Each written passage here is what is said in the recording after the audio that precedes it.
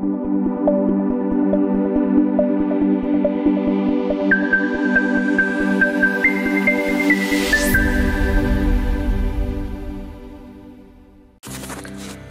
আলাইকুম।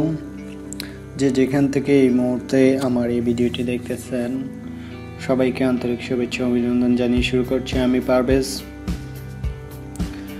আজকের যে মূল বিষয়টি সেটি হচ্ছে ওমানে যে কাজের ভিসা চালু হয়েছে তা কিভাবে আবেদন করা যাবে বা যে ঘোষণাটি আসছে সেই বিষয়টি আজকে আপনাদের সাথে আমি শেয়ার করতে যাচ্ছি।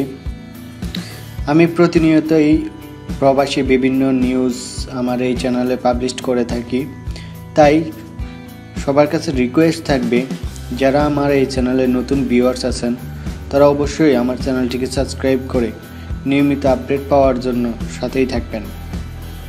ঠিক আছে বন্ধুরা, আমাদের যে মূল নিউজটি আমি আপনাদেরকে মূল নিউজটি শুরু থেকে শেষ পর্যন্ত পড়ব। আপনারা আমার সাথেই শেষ পর্যন্ত ভিডিওটি দেখবেন, দেখার পরে আপনারা বুঝতে পারবেন যে কি বলা হয়েছে। লাস্টে আমিও একটু সামারাইজ করে পুরো ভিডিওটা যে মূল নিউজটা সেটা আপনাদেরকে ডিটেলসভাবে বুঝিয়ে দেব। প্রথমে আপনারা হেডলাইনে দেখতে পাচ্ছেন ওমানে কাজের ভিসা চালু, আবেদন করা যাবে অনলাইনে। নিউজটি আজকে নভেম্বর মাসে 29 তারিখ 2020 সালের আজকের নিউজটি।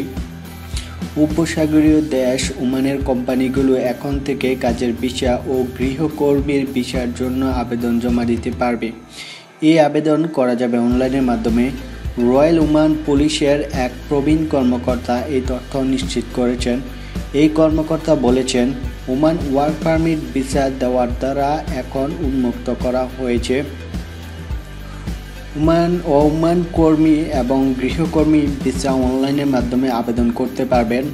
আবেদনগুলো রয়্যাল ওমান পুলিশের ওয়েবসাইট বা সানাদ অফিসের মাধ্যমে জমা দেওয়া যেতে পারে। এদিকে ওমান সরকার ঘোষিত সাধারণ ক্ষমার আওতায় নিজ দেশে ফিরে যাওয়ার সুযোগ পেয়েছেন সেখানে অবস্থানরত অবৈধ বাংলাদেশিরা। এই সুযোগে রয়েছে আগামী 31 ডিসেম্বর পর্যন্ত। এই সুযোগকে কাজে লাগিয়ে এর মধ্যে দূতাবাস থেকে আউটপাস সংগ্রহ করে শুরু করছেন বাংলাদেশিরা। তবে অনেকেই তা সংগ্রহ করলেও দেশে ফেরা নিয়ে দুশ্চিন্তা রয়েছে। করোনা মহামারীতে কাজ না থাকায় বহু প্রবাসীর কাছেই এখন দেশে ফেরার জন্য উড়োজাহাজের টিকিট কেনার মতো পর্যাপ্ত অর্থ নেই। ওমান প্রবাসীরা জানান, দেশটির সরকার দেওয়া সাধারণ ক্ষমার সুযোগ নিয়ে অন্তত 40,000 বাংলাদেশি দেশে ফিরতে চান। রাজধানী মাস্কেট বাংলাদেশ দূতাবাস ও সালালা বাংলাদেশ কনসুলেটর 2 সপ্তাহ ধরে আউটপাস সংগ্রহ করছে। প্রতিদিন কয়েক হাজার প্রবাসীর ভিড় জমছে। তবে দূতাবাস বলছে, সাধারণ ক্ষমা ঘোষণার পর 15 থেকে 20 নভেম্বর পর্যন্ত দূতাবাসে অত্যন্ত 20,000 বাংলাদেশি শিফট সংগ্রহ জন্য এসেছেন। তাদের মধ্যে অন্তত 7,000 ব্যক্তি এ শিফট দেওয়া হয়েছে। বাকিদের পর্যায়ক্রমে স্লিপ দেওয়া হবে। স্লিপ সংগ্রহকারী বাংলাদেশিরা জানান, দূতাবাসে এখনও যে পরিমাণ প্রবাসী এসে ভিড় করছে তাতে সবাই সুযোগ কাজে লাগাতে পারবে কিনা তা নিয়ে সন্দেহ আছে।